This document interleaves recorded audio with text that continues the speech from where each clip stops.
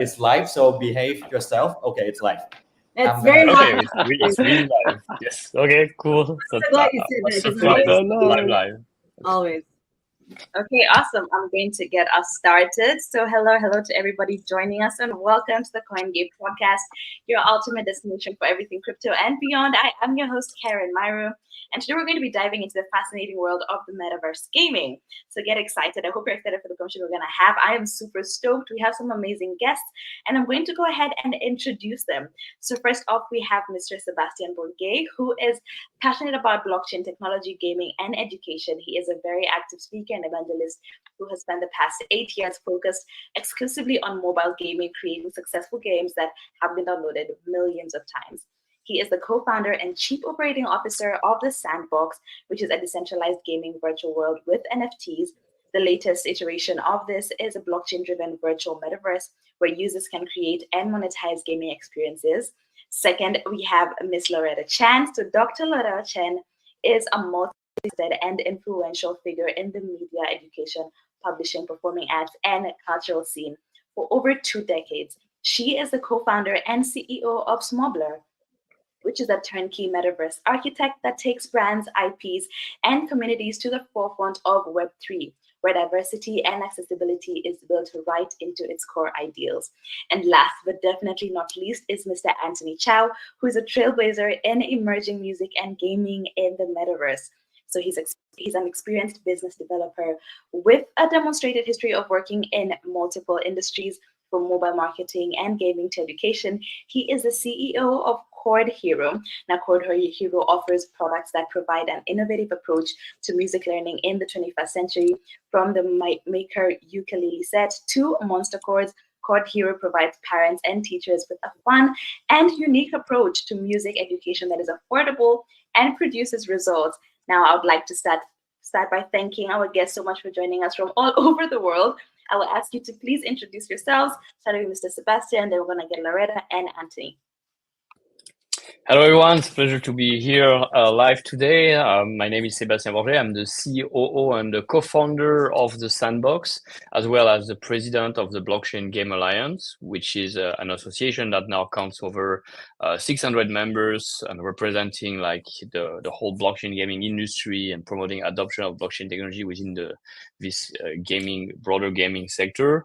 The Sandbox, if you're not yet familiar what it is like a decentralized virtual world where anyone can become a creator, make all sort of like 3D content, whether it's like objects, characters, or like full-fledged games and experience without any coding requirement. And thanks to the use of blockchain technology and NFTs, those creators can truly own their creation and have the freedom to like monetize it, sell it, or use it the way they want. We have grown today to over 6 million users with an account. Like we're one of the main like entry point for many people into Web3 for the first time. And we have over 400 major brands and collaboration with top tier brands from all around the world that we collaborate with to onboard their fans into the metaverse, into Web3. Awesome. Thank you so much for such an insightful introduction. Next up is Ms. Loretta Chen. Hi there, everybody. Thanks for having me. If I look distracted and I keep looking everywhere, it's because I have like 5 kittens running around me, and I certainly don't want to crush them with my swivel chair. It will not be nice to have blended cats, but I'm really happy to be here. And thank you, of course, to our moderator for doing this at 2 a.m. So I'm Loretta, born and raised in Singapore, but now definitely living the life in Hawaii. And I founded Smobbler over the pandemic because I recognized that fundamentally there was a space for us to create a creator economy based on the blockchain. And I saw that as an opportunity to take creators, because I've always been like, I'm as Web 2 as it gets. So like from television, radio, publishing, super Web 2, it tells from my age. But I recognized that there was an opportunity for us to take creators into this space. And I think we lucked out by having gone onto the Sandbox pretty early. I think we're probably one of the earliest creators, I think, right, Seb? I think Roel was one of the earliest creators on the Sandbox. And I think because of my background, having run a creative agency for over 20 years, I saw it, because I'm not a technologist, I'm not going to pretend that I'm president of Blockchain Alliance or have any of those affiliations, but what we're really good at is telling good brand stories and making it very human. And so I think it was using my weakness into my strength, which is to then humanize these technologies and really bringing brands, IPs, and communities onto the blockchain. And I think one of the things that brought Smobler to the forefront was really making it really understandable for folks, right? We even created one of the first, we actually helped to organize the first ever wedding on the blockchain and on the Sandbox. And really one of the things that I used to say was, it's probably easier to get divorced than to get rid of your data on the blockchain, but it's just making these very interesting anecdotes to get people to understand what the open metaverse could potentially be that allows virtual communities and virtual worlds. And today, I think I'm really proud to say that Smobler has not only been able to bring corporate brands on board, we also helped the Bhutanese government build up their metaverse, and we are going to be embarking on even more landmark projects, like launching the first ever legal tender coin with NFT with the Bhutanese government, and all of these will be rolled out in the months to come. So we're really excited to be here and know that we are at the forefront of technology and really wanting to push this to become a really democratic space that everybody can participate. So really excited to be here. Thank you. Thank you so much for that and sharing the future of Smobler. We have so much to look forward to and many questions coming with that. Up next, we have Mr. Anthony from Court here. Hi, everyone. And Karen, thank you very much for inviting me. I'm Anthony Chau, the CEO and co-founder of Court Hero. Our goal is to make music learning fun and affordable for everyone. And how we're doing that is through a combination of personalization, designs, and also gamification. And as this being part of our DNA, our key product right now is the Maker Ukulele set. As Karen mentioned, it allows anyone to assemble their own ukulele, decorate it, and then we have a game called Chord Adventures to help people to learn to play the actual instrument while actually playing a game. And during COVID, we actually stepped up and felt, okay, it's easy for teachers to teach what Web3 might be, but for students to actually have an opportunity to have a hands-on project is very, very difficult. So what we've done is we've extended the Maker Ukulele set for schools, where now students can actually, after they've decorated their ukuleles, we teach them how to digitize it, and then we help them mint them into NFTs and showcase them on the Sandbox, where we have an exhibition place. And the NFTs there are made available for charity sale. And there are two sizes. One is the slightly bigger than avatar, and another one is a wearable, which therefore instantly is usable on the Sandbox. So our participation is, we hope to bring Web3 to more people, especially the next generation, because Web3 will be their internet. It's up to them to be innovative with it, and it's best to start early. So thank you for the invitation. Thank you so much for that. What wonderful work you're doing. My goodness. And to our audience who's joining us, thank you so much for all the comments. I can already see them. Do actually leave any questions you may have, and we'll do our best to get to them at the end. But thank you so much for all the interactions I'm seeing, guys. You're doing amazing. All right, so we're going to dive straight into our questions. I'm going to begin with you, Mr. Sebastien. My question is, why was the decision made to establish the Sandbox DAO? All right, so I think it really comes down to the idea, like what does it mean to empower someone? So empowering someone is like giving them access to new opportunity through, in the case of Sandbox, like leveraging technology here, like creating tools that enable them for the first time to become a creator, to make games, to make experience. That was the first step. And as the mission of Sandbox, since we established it, even back in 2011 on mobile version, and then afterward, we reinforced it in 2018 with the use of blockchain and NFTs. From the beginning, we wanted to empower people to become creator and to change what's actually in place. Like the big disruption is like not only become a creator, but access to all the monetization opportunity that true digital ownership enables behind by owning your content. And so we developed the Sandbox, new version of Sandbox as a platform since 2018 using blockchain technology and NFT, so that creators own their content, creators own their land, own their digital identity with the avatar. We decentralized progressively the economy of the platform when we introduced the Sand token in 2020, enabling the creator to make payment and to receive payments in a decentralized way and have the total freedom to exchange those tokens for fiat or other cryptocurrencies on any of like the global exchanges that where Sand token is being listed, since it's in US, it's in Korea, in Japan, in Europe as well. It's one of the top 100 cryptocurrency, the most available and the most accessible to date, with a utility behind attached to the ownership and the virtual world.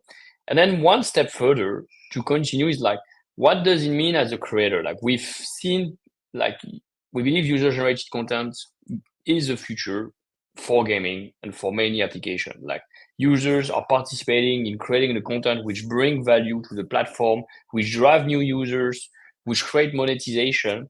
And so far, most of that monetization has been captured by the platform themselves. Like you look at YouTube, you look at Minecraft, you look at Roblox, top creator only earn a small percentage of the whole value that's being generated by that million of content available on the platform.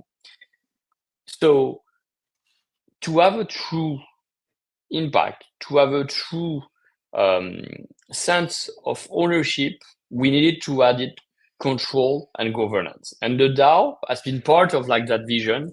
Over the 5 years, we plan to fully decentralize Sandbox to allow the people who bring the content through publishing experience on their land and owning land, who own the token that is part of the economy, the Sand, to take key decision on how the platform they are contributing to build, to expand, to grow in value, will evolve in the future based on like what they need and how it can be sustainable eventually in perpetuity. So give more autonomy and freedom to players and creators, allow them to run that platform in the future all by themselves, progressively, educating them about like taking the decision and making almost like in a democracy, the right or wrong choices, but having the opportunity, the freedom to make those choices. And those choices are expressed through the use of the DAO, decentralized autonomous organization, based on like a separate entity that's the foundation of Sandbox, which has like a 25 million Sand budget allocated per year to support with various initiatives that can touch around like education, sustainability, bringing more creators, participating at various events, running boot camps, choosing how rewards to creators, to players will be distributed, establishing the player status in the community based on like what they contribute, and even having a say in the development roadmap, the features, the gameplays we should develop on the core tools that we enable when we give access to the creator with our no-code game maker. And it is something really new. Like you don't have that in Roblox, you don't have that in Fortnite, you don't have that in Minecraft. So in a way, it's also quite experimental. And we hope that it will serve as a great example for the future of gaming, as a great example of empowering players and creators community. And to assist us on that work, we do have a council of 5 members, which is comprised of Yatsu, the chairman of Animoca brand, Shannon Snow, the CEO of World of Women, which is the largest Web3 community empowering women through NFT ownership. We have Jean-Michel Payon, which is an executive at Ledger, company in charge of like wallet and security on NFTs and cryptocurrencies, and Frédéric Montagnon, serial entrepreneur both in Web2 and Web3, and myself. And we also have an amazing board of advisors for the DAO, to which we have 2 members today who've been very versed in the Sandbox ecosystem for many years. Deep down, they own land, they have great projects around education, stability, inclusivity, and who can help us guide the community toward like this process of like decentralization and creating the right incentive that benefit the community first. Yeah, I think my favorite thing that you've shared is how user and creator focused you are, where all the moves you're making, everything that you're trying to do is to empower the creator and the players. And that's very beautiful to see. So as you have mentioned, the 2 who are here with us, I would like to know from Loretta and Anthony, what really drew you to join the project and contribute your expertise? A variety of things. I think first off, we're already active builders in the sandbox. And I think it's also really important. I think when you go to invest your time and resources, I think one of the things that as entrepreneurs and as people, right, we have to recognize that we're very limited resources, and time is the one resource we'll never ever get back. And so even in the early days when we're deciding, this was like everything was at a bull market and there was so much rush and everything was so heady, everyone was trying to sell like their concept of metaverse. But my co-founder and I felt like the sandbox, and I'm not saying it because Sebastien is on the call, but really because I think it was most thoughtful, was most thought through, and it really wanted to give back to the creator. So this is even before I'm in the DAO, right? So I think there was a sense of really clear vision of what they were headed towards. I mean, there was clear like tokenomics, and there was also, I mean, I even saw some metaverse white papers that said, oh, we have like unlimited supply of land, which just makes you question, how is that going to benefit people if it's unlimited, right? I mean, the only thing we want is unlimited talk time and text time, but I don't think we want unlimited land or any kind of resource that's supposed to generate monetization or value, right? So unlimited resource or unlimited supply is not going to be a good concept. So I think there is that. So when there's fundamentally what drives value is demand and supply, and I think the sandbox got some of the basics and fundamentals right. And then of course, I think they're also one of the first to come up with very robust sort of like the Game Makers Fund and very strong creator grants and support. So I think that's really key. And then also then knowing the founder, I think always knowing the founders and then understanding their ethos and the ideals and who they are as people is also really important, because fundamentally, even though this is the blockchain space and this is technology, you're still fundamentally dealing with people. All our voters are still hopefully people and not bots yet. And so I think, so all of that. And then later on, as we became more involved in the sandbox ecosystem, it's also then feeling more and more involved. And this just goes back to basic premise of ownership. The more you own something, the more you're going to spend time and cultivate time, and also you foster kinships and camaraderie, right? Proximities are like intimacies, right? I mean, oftentimes I even feel my entire company is decentralized because we were set up over COVID. In fact, I remember when I actually met my staff, I kind of like burst into tears because I'm like, oh my goodness, this is actually how you look like and you exist.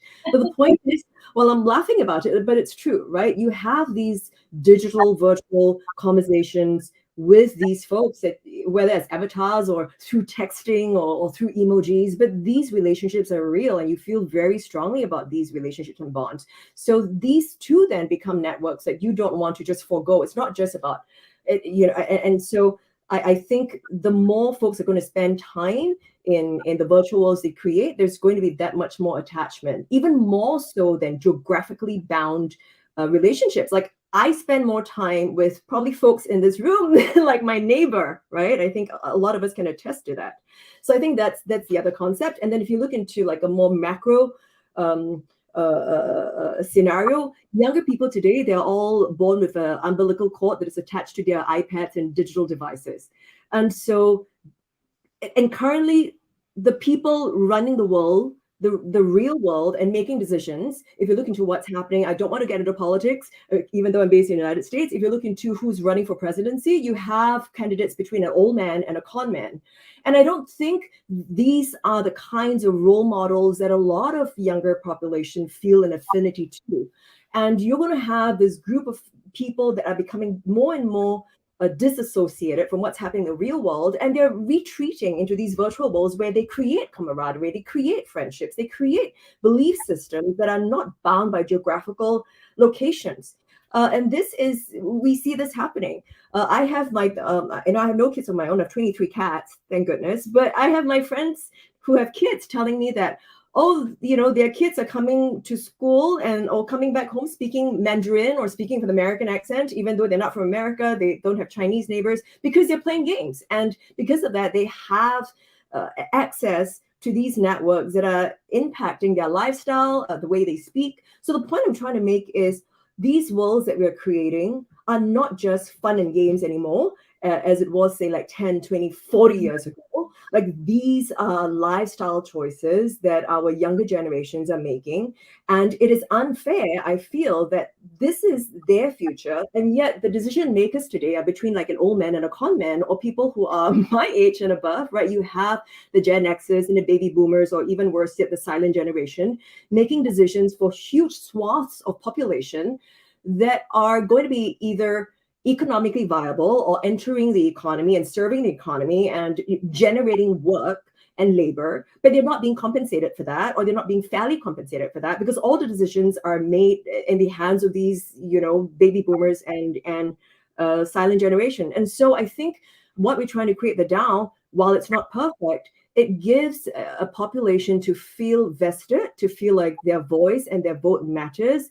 And so I think this is something really exciting, and it truly is the start of a different kind of digital democracy that I hope that we would all have a chance to experience and espouse. I love the digital democracy, and also I love to see how much passion you have shared about this. And I cannot deny that for real, we cannot deny the effects of the virtual world and the connections that we make in the virtual world being even stronger than what we have in real life. I'm going to ask Anthony to share with us answering the same question that Loretta answered, which is what initially drew you to join the project and contribute your expertise. Sure, thank you. So Loretta actually mentioned a lot, which I have the same feeling on. But for me, mostly it's because Quartio is very much invested into the sandbox, because we as we've been Web2 game makers, and having a product on Web3, first of all, the platform's already different, and it's more democratic. There are more things we can do with NFTs. It's already a whole new environment, whole new ecosystem. And to add to it, a metaverse such as Sandbox, where there's no coding required, allows us to easily bring our products, our concept, over to the Web3 world and onto the metaverse. It makes everything so much easier for both us and the students that we try to help. So with the establishment of the DAO, I was interested in helping out and also hearing what the community wants, to get an insight, and also at the same time, given the uniqueness and the opportunity the DAO offers for the community, which is you get to have a say in a product such as the Sandbox. Pretty much, I think one of the biggest metaverse in the world right now. So to have an opportunity to share your thoughts, to make a difference, I want to be a part of it and help bring this message over to, for example, schools that I work with from around the world, let them know about it, because Web3, Sandbox, NFT, Metaverse, I mean, all these are very new to educators right now and very unfamiliar to them. So with this role, I hope to help both sides. So that's basically why I'm here. Thank you so much. I'm going to still stick with you and ask you another question here, which is given your background, and we know that not everyone is a music producer. So the question is, how can the Sandbox DAO leverage blockchain to create a system where users can contribute ideas, sounds, or lyrics to music projects and can be rewarded alongside the creators? And can they be rewarded, alongside the creators? Well, I think Web3 has a lot of these features that are available, and it very much depends on maybe the platform or the company. With Sandbox in particular, I think the DAO provides this opportunity for the members of musicians, artists in the community to tell us or tell Sandbox what they want, how they want to be able to make money. And if there is someone championing that idea to bring it forward, then it gets brought to the general community to vote on. And if everyone decides, yeah, we need that, then that gets pushed forward. That's how the DAO helps. And it's also an opportunity for these people to speak out. Right now, to me, I think royalties is a big thing for creators. And to be able to combine that along with something interactive, like a game, in the case of Sandbox, then it provides more opportunity and more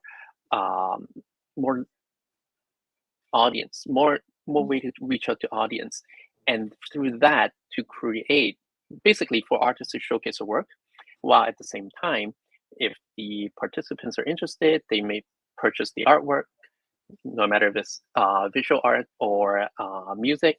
they purchase it, the creator gets a royalty off that as well. That is one way that everyone knows that Web3 already has.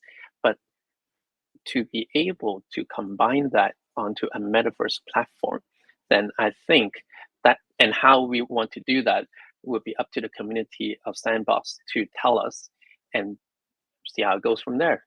But this is the opportunity to create something new, catered potentially to musicians or artists. Yeah, and that's, I think, a very, very amazing project. I'm very excited to see the future of it as well. I'm seeing our audience is very responsive. I'm just going to ask again that, hey guys, thank you so much for being here. We love the support and all the comments. You're very, very active. Just another call that before we end, I will take about 1 to 2 questions from you guys. So if you can leave any questions in the comment below, that would be very well appreciated in English, please, kindly. And then we will ask them to our guest today. But back to you, Sebastien. A quick one, and I think this is very well related to the audience we have with us right now. How can thriving communities in countries like Vietnam or India get involved and contribute their creativity and ideas to the Sandbox DAO? I think that really that one of the strengths of Sandbox is as well we are very global. We have a great global footprint already with teams in Asia, in Middle East. So Sandbox is present in Korea, in Japan, in Hong Kong, in India, in Turkey, in Singapore, Philippines, Malaysia, Indonesia, and Vietnam now. Earlier this year, last June, during GM Vietnam, we announced our team and our first partners. We're also in Turkey. We're also in Saudi Arabia. So we're, I think having Sandbox team on the ground is really here to help promote adoption of the metaverse, to bring new creators and those opportunities to people who might have not realized they exist to them, and drive new creators, bring new brands and partners as well, and make them part of this virtual world metaverse through a land neighborhood on the map. But that's not all. Anyone actually can be part of growing and bringing the metaverse, participate by running a community, running education program, introducing boot camps, finding partnerships. And so the DAO is a great way to get the support from the Sandbox Foundation to actually onboard those new brands, those new creators to the Sandbox. Anyone can write a proposal called an SIP, Sandbox Improvement Proposal. We provide the template on the website, sandboxdao.com, and get some feedback from the DAO council, the DAO advisor, and our local team to maximize their chance of receiving a yes vote from the community already. Since the DAO is live, it's already been a month and a half. We have 6 SIPs that's been, we have 8 SIPs that went live. 2 are actually ongoing on votes, and 6 have been approved, voted yes by a large majority of the community of Sand and landholder, and passing the quorum, which is very exciting. Meaning our community is ready to vote. There's 1,000 voters on average every time that either own land or Sand and express their desire to support those initiatives that have been around creation tools to make the life of our creator even easier. That's been around supporting charities, Red Cross, for example, with a project that makes real impact, give to people in need in the physical world, so creating a bridge between virtual and physical as well. And also having an impact in sustainability on decarbonization by acquiring carbon credit with a partner. And right now we have 2 more SIPs that are live for voting. One is indeed for supporting the landowners with extra incentive, and the second is voting on the winner of a game jam. That's the Paris City Jam, where everyone can choose which is their favorite experience, and everyone can see in transparency as well. So I wish that people from India, people from Vietnam, they seize this opportunity. It's really, again, democracy is not something, it's a very new political model is having the opportunity to express our vote, to talk publicly, to get people to support us by voting with the asset they own. All of this is very new. We're here to encourage that, to educate. Don't be shy, don't be afraid. The worst you risk is like a conversation to get more people, I would say, to plant an idea like inception. So more people will start to think about your idea, to see how they can improve it, maybe challenge you on the budget. But it's always good to have those conversations because we all want for the best for the community. We want to, if you ask for a certain budget, we will in transparency ask like how it's going to be spent, how it is going to be the most effective in return for the community, which to me is a very fair way to assess like, do you have like a really this good motivation behind, and can we support you to do it? I believe as well our team in India, Bharat Box, is doing an amazing job. They brought a lot of Bollywood entertainment and Bharat music as well already. And they are training. We just finished a boot camp in India, in Mumbai, where we had 40 plus, I think, creators attending for 2 days. It's been very exciting as well, like how they continuously attract those creators. And India now ranks in the top 5 countries on Sandbox. So this is an example of a very effective way to put a region of the world or a country on the world on the map, to show that people there care about Web3 and like creator economy and empowerment. And with the DAO, we can make it matter even more by having the support from the whole global community behind. Wonderful, wonderful. I have just a small follow-up question to that. Is there a minimum vote required for SIP to pass, even if it has a majority? Yes, that is called a quorum. So to explain like how people can vote once an SIP is actually being submitted. So first, like to submit an SIP, you will go to the forum on sandboxdao.com, you propose your ID, you start to pre-discuss it with our team and with anyone. And then using the template, you will formalize it. It will be reviewed by the DAO council, it will pass, and then it will be published and submitted for vote for 2 weeks. During those 2 weeks, anyone who owns a sand, at least 5 sand token or a land can vote. A land represents 4,500 voting power. A sand token represents 1 voting power, just for the balance. And we need at a quorum, meaning we need to reach a total of 30 million voting power across all those aggregated sand and land voters in order to consider something is passing. Why did we put that in the constitution?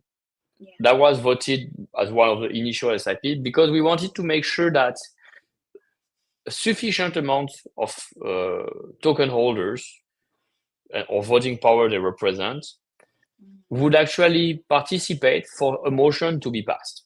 If not, maybe like everyone is gone in summer holidays or missed an important detail, and with just a few votes, you could get it passed. So that voting power is representing less than 3% of the total voting power available right now between sand and land.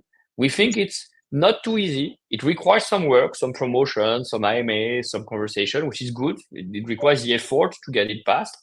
And with all the effort so far, like all of them passed. So that's been a good news. So it's a protective measure for the community, and also to ensure that there is sufficient, it's not just yes, there is a sufficient amount of overall yes across all the community or no for something to pass or not. Okay. And I hear that there's a concern that some voters feel a bit discouraged by the perceived influence of the whales, which is the larger donors, with tons of sand and land. In Vietnam and India also, they say that there's a strong sense of community. So are there safeguards to make sure that these big holders don't overshadow the voices of the smaller creators and gamers in the sandbox?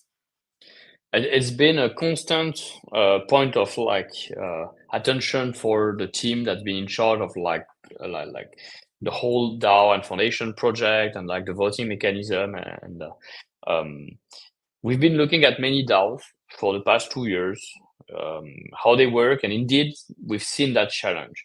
So to prevent a concentration of voting power into the hands of very few, we've put in place several measures.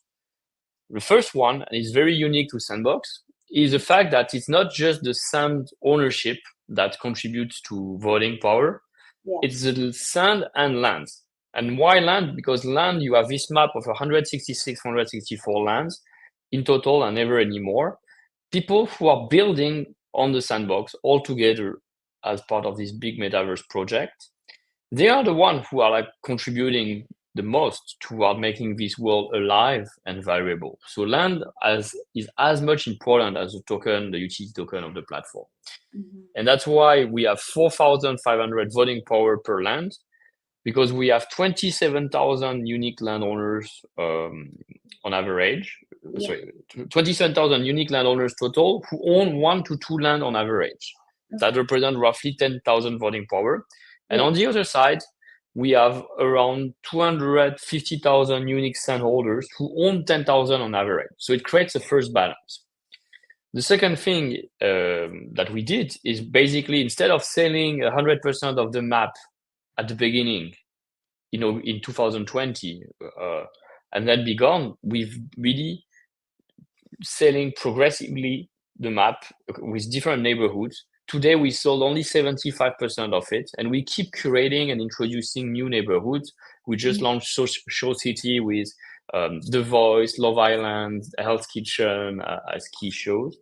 And that resulted in having the most distributed ownership with 27,000 unique landowners. That's an important factor because you cannot concentrate voting power when 27,000 people own 1 or 2 land on average. That is true. And we did that calculation as well. We looked at the top holder of sand, of land, even if they all together get, I think they would not be able to influence sufficiently to get the quorum. So that helps as well. Okay, I think you've answered very extensively. Thank you so much for that. Again, I'm going to go back to our audience and ask them that we're about to wind up. So if you have any questions, please do bring them in the comments below so that our team can take them.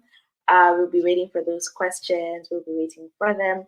But in the meantime, I wanted to know, is there anything exciting we can look forward to for both the communities, like Vietnam, India, and Philippines? So this is open to Loretta, Anthony, and Sebastien.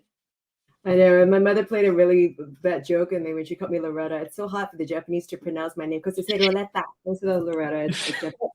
Hi, everybody. I'm back. Sorry. I think I just had to demonstrate, Maslow's law, that the most important thing today, it's not just like, basic human necessities like water, and but it's really Wi-Fi, because momentarily Hawaii had like a little blip, and I had literally no electricity for a while, and it came back on, and so I lost Wi-Fi. But I really will. So before I take on that question, I wanted to add on to what Sebastien said as well, if I may, Karen, that I think while the platform can do as much as it can to create simulations and run stress tests to make it as democratic a process as it is, but fundamentally a democracy still requires voters. And so the onus is still on all of us to want to take an active step, because voting is difficult, because it requires you to think, it requires you to be involved, it requires you to read what's happening. And so I do think, and I really urge, especially our friends, like to your point, you're asking from Vietnam and from India and Philippines, a lot of these developing, I mean, I think the common denominator that you raised was that these are all developing countries. And I will say, that seize the opportunity to practice your vote, because I one of the reasons why I jumped in was because I knew that I was privileged to have been able to be in broadcast media and use my platform for good. But I also knew that this was before you had democratic like social media platforms. Today, everybody's a platform. So I think today technology has allowed us to not just have platform, but have an ability to have a voice, and that your voice can really be amplified through these platforms and through these digital communities that you make in a way that was not possible before. Is that scary and threatening for incumbents? Absolutely. And I think that presents for us an opportunity to make our voices be heard. And so all the more, I urge all our friends from Vietnam and Philippines and India to do so. And then not just that, I also think that because, I've been consulting for the Bhutanese government for 16 years. And one of the things that I have witnessed their transformation is that as a developing country, they're truly leapfrogging into Web3. In a way, it's like bypassing, all the developmental infrastructure, sort of capital intensive development, and really leapfrogging into this space, provided by blockchain and cloud, and really empowering the younger citizens to be able to have work in this digital world, right? I mean, so I do think that even if we feel like in real life our votes don't matter and it doesn't count, I do hope for us to begin to know what that feels like in a space where your vote and your sand and your land really does matter. Because if we begin to say like, oh, I will never matter and only the whales will matter, I think we're copping out, and then we're doing ourselves a disservice because we've already let our thought lead a defeatist action, and so I think it's always about like having your thought. I think it really starts with your mindset and your belief. And I truly think, I mean, look at what we've achieved, right? The fact that like I'm here as a female, I mean, like I always say that if an Asian female can be seated here at the table, that means that change has been made, and this is collective action, and this didn't start overnight. This starts when all of us take baby steps. And so I always say like, do that, lean in, and don't allow these defeatist thoughts to say like, oh, someone else is always be better than me, the whales are always going to beat me up. But I'll say, lean in, jump in, and start to vote and make your voices be heard. Yeah, love that. Don't be limited by the mindset. Do you have anything to add on that, Anthony? Oh, sure. So I'd like to echo what Loretta said. In democracy, many people feel, oh, maybe the rich will have the power to silence me and stuff like that. But in today's age, actually, everyone has a voice. And in Web3, it was built to give everyone that voice. Yeah. Now, Sandbox has created this DAO. It's your turn to speak, to take advantage of it. Speak up. Tell us what you want. You may run into someone who has opposing idea. Many people would think that. However, have you ever considered that there could be a bunch of people with like-minded ideas, such as yourself, that are also looking for comrades, let's say, to group together and present what you want to someone like the Sandbox community, to have it developed, have it produced on the Sandbox, a feature that you, your team, or your group of friends, or that comrade group that I mentioned are looking for. Well, this is your chance to tell us. Don't remain silent and wait, but actually be one of the few or one of the many that speaks up. Tell us your idea.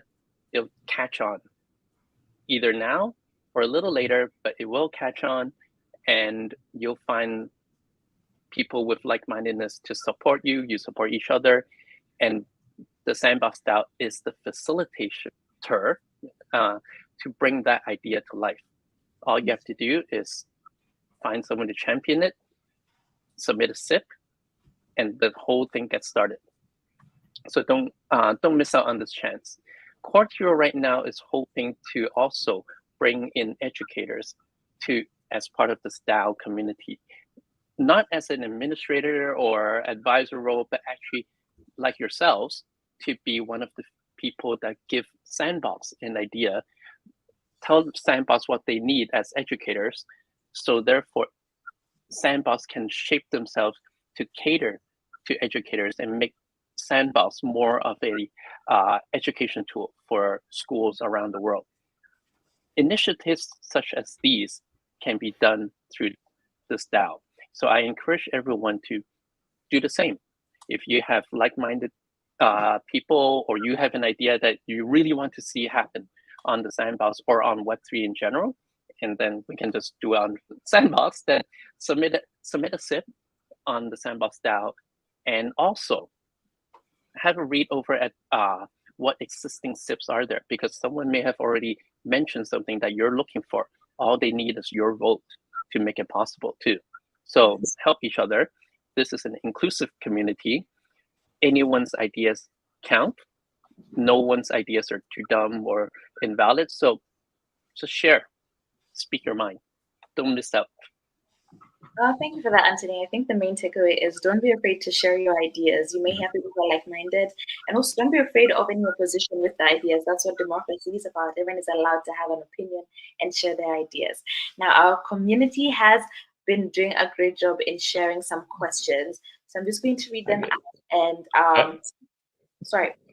Maybe one thing I'd like to add to both like what Anthony and Loretta said is like this is like I cannot stress enough like the importance of like culture and the importance of like being given an opportunity that specifically in those regions of the world like Vietnam, Philippines, India, those are countries that typically have been left off by like the technology revolution, like the first wave of internet, web 2.0, or even like mobile and free-to-play games. They always consider those markets in the industry. We say those are tier 2, tier 3. The users don't matter there because like they are so low monetizers. Like they don't purchase. So because they don't make purchase, we don't really care about like what can interest them. We only design for American, European, and top Asian countries the content and the game, and we test on those markets just to see like the metrics, but they don't really matter. There is a chance that for the first time ever with Web3, with the democracy that the DAO introduced and the metaverse, that you matter as much as anyone else around the world because ownership enables you that, and once you have that ownership, you can express that vote, and that vote doesn't matter from where you are. Like we're all becoming global citizens of the same one digital nation. We can express a vote, and your vote matters as much, and you can be anyone you want in the metaverse as well. So I think that's very important, and that can be expressed not just for the sake of voting, but because behind like the great ambition of what the metaverse provides is like to promote the richness of your culture, to allow you to express your creativity and to show it to our global audience.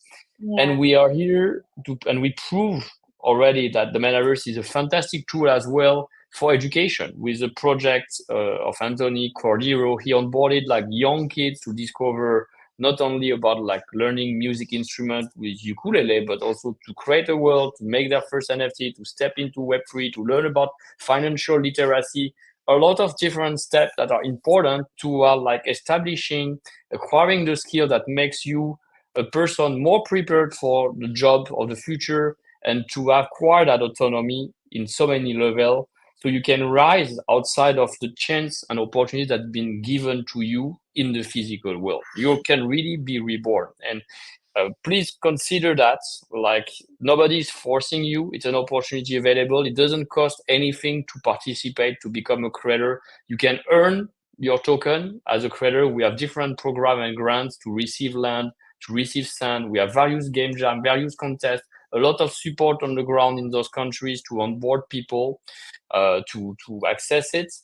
And so if just like you feel like you want to change in your life, you're excited about like gaming, or you're excited to make fun content, look at Sandbox. I think like you'll do amazing. We already have fantastic, very creative talent on the ground, and we want to grow those community even more.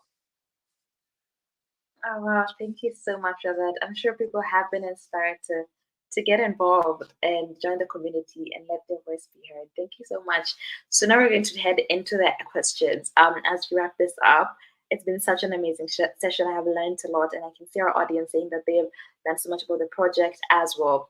So the first question is, as we may expect, how can I win sand tokens? Now, we will be announcing this on our platform later on the CoinGape platform. So I'm just going to go to the next question, which is there a controlled development strategy to increase the value of the token? Anyone can take this up. So there's many ways to earn sand on Sandbox. Like you can earn sand as a players. We constantly have events available with the different top tier brands and partnership. We have game jams, like time limited game creation competition with your favorite brands. Right now there's one ongoing with the Little Prince, for example. We have various contests across social media. We have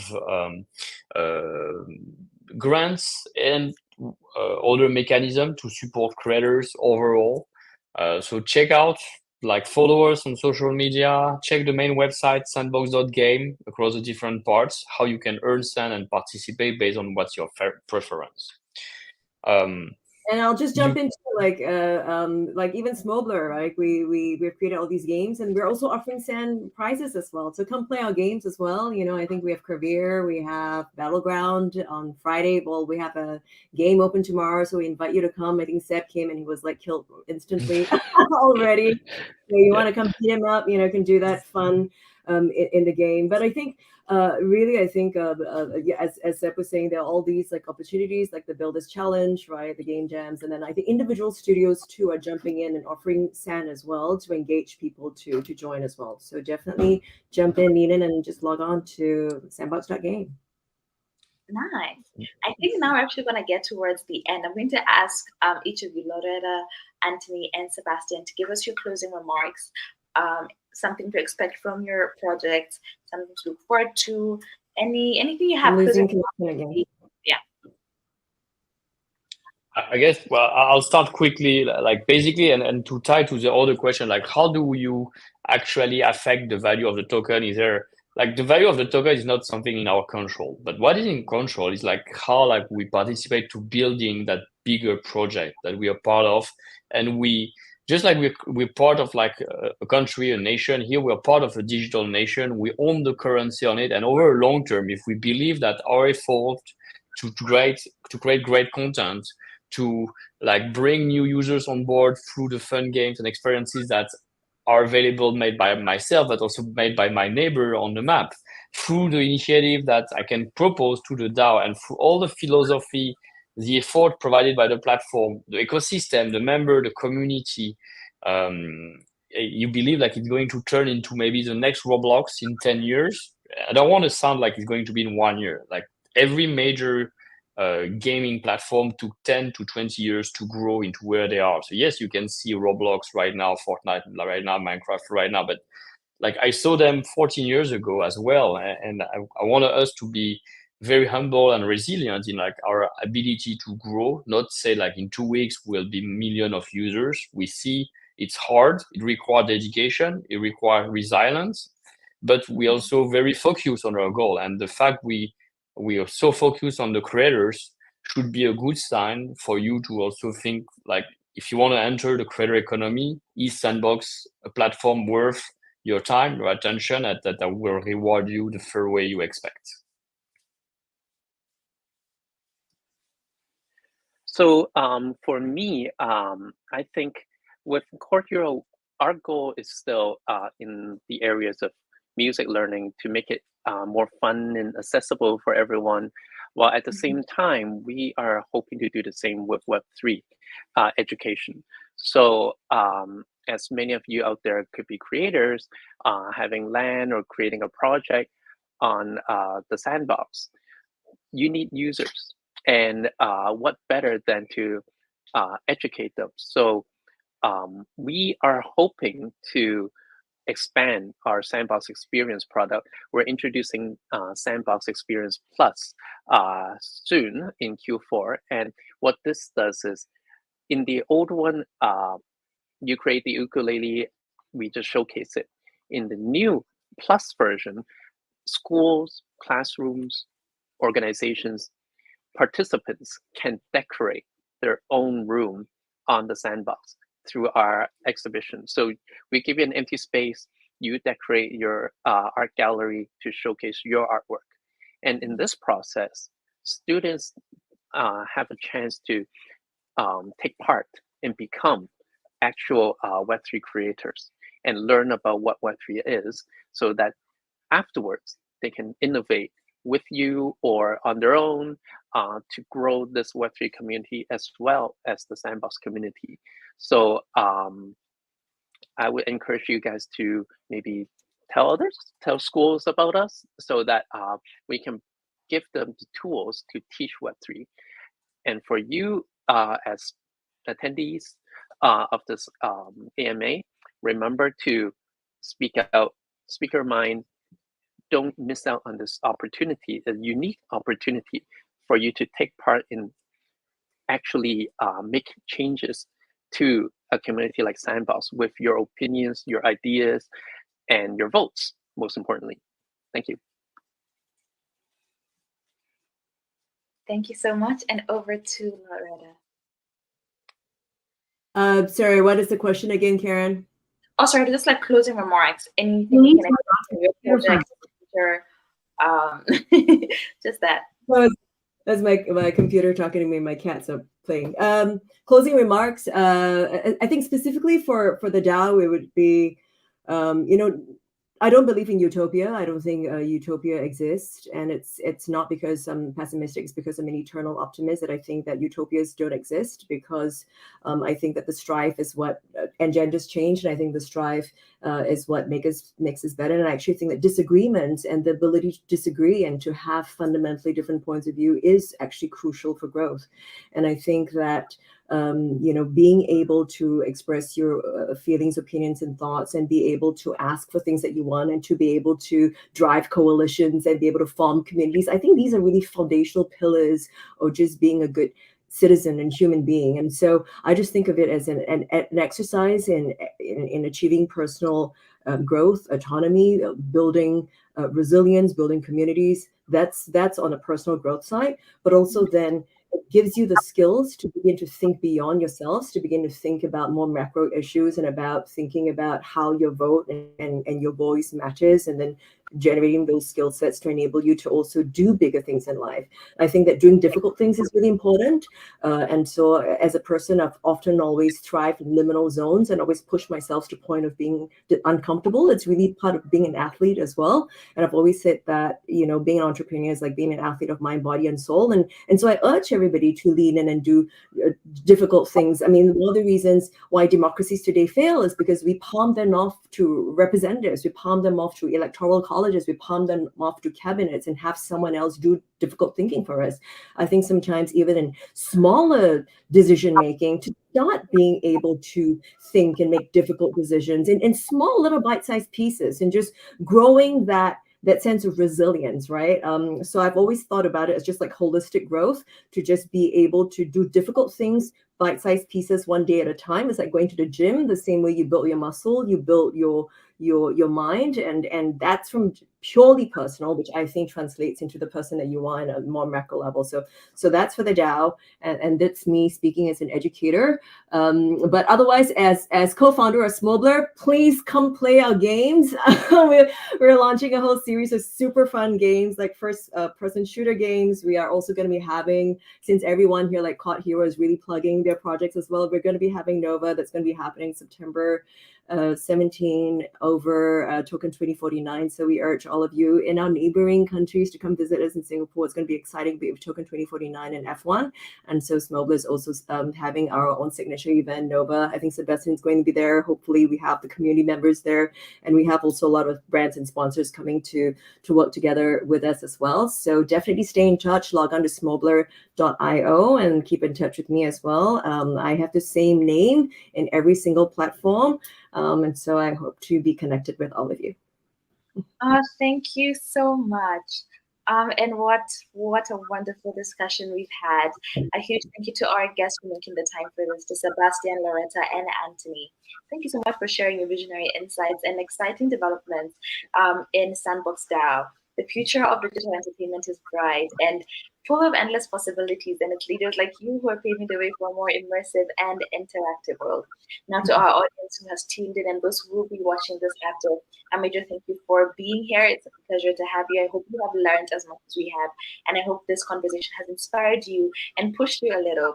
Don't forget to subscribe, leave a like, and leave a comment below on things you've learned and any other questions you have, and we'll see how to keep it, how to respond to that. But stay connected to us on social media for any more updates. And yeah, let's keep this conversation going. Thank you so much, everybody. Thank you. Thank you, everyone. See you in the metaverse. Bye.